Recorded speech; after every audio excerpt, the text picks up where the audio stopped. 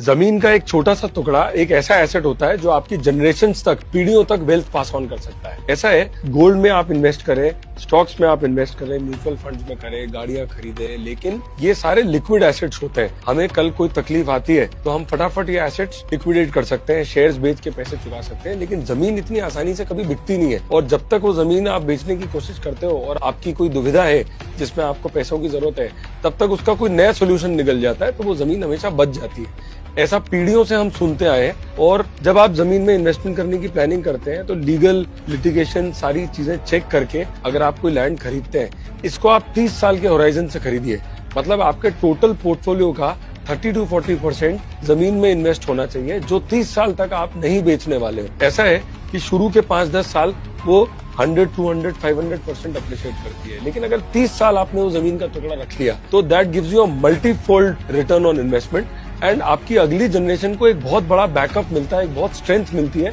कोई भी काम करने के लिए। और अगली जनरेशन को भी आप ये ट्रेन कीजिए कि वो, अगर आपने 1 बीघा जमीन उनको दी है तो वो उसकी 10 बीघा करे 30 साल में, और उसके अगले 30 साल